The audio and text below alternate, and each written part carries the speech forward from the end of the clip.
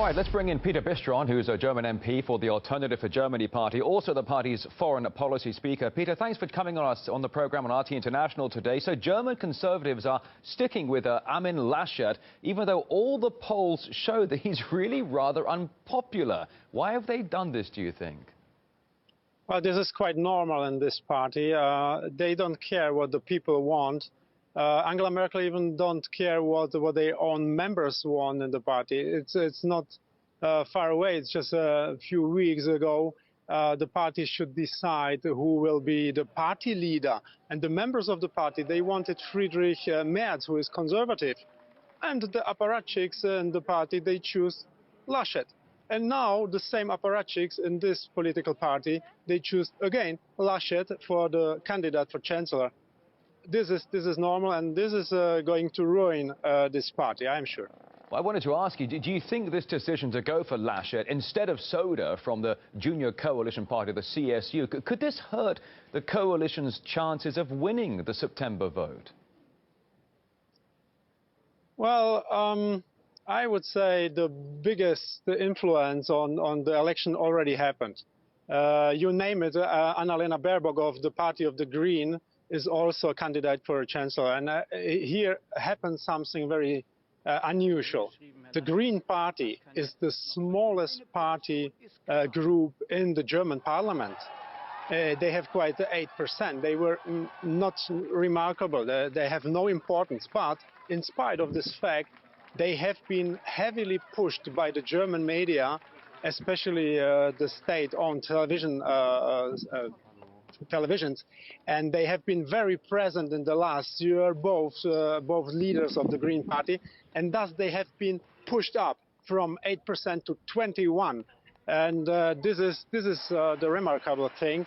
And now it's going to be most probably a coalition between black former Conservative Party and the Greens. And of course, this is on a long distance a death for the CDU-CSU, because they used to be conservative, but with this politics, they are not conservative anymore. Well, it's interesting you bring in the aspect of the Green Party, because many, as I think you were alluding to there, are predicting that the Greens stand to gain the most from Laschet's nomination, polls suggesting they could beat him. You think that's likely, Peter? Well, in a normal situation, I would say never ever. But after having seen what happened last year, and with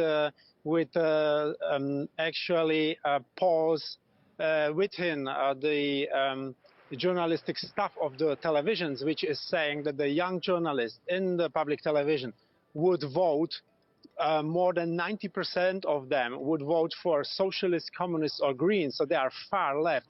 They are doing their program in this direction. And nothing can be excluded.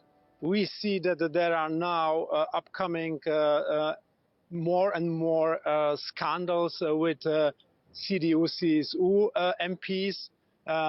In the last 4 weeks, there have been discovered several scandals, corruption scandals, always within the CDU-CSU. And nobody is taking care about the problems within the Green Party. So it is going to be a really, really interesting race. So with these political shenanigans ongoing, how could all this affect your party's chances for the September federal election? Well, we have the opposite treatment than the Greens. All the media are always picking up with the finger on us and not distributing what we are doing, picking just the negative facts, and they are trying to push us down. But it looks like that our party will remain around 10–12%. All right, Peter Bistron, a German MP for the Alternative for Germany party, joining us live here on RT. Many, many thanks for your time and your insight. We appreciate that. Thank you. You're welcome.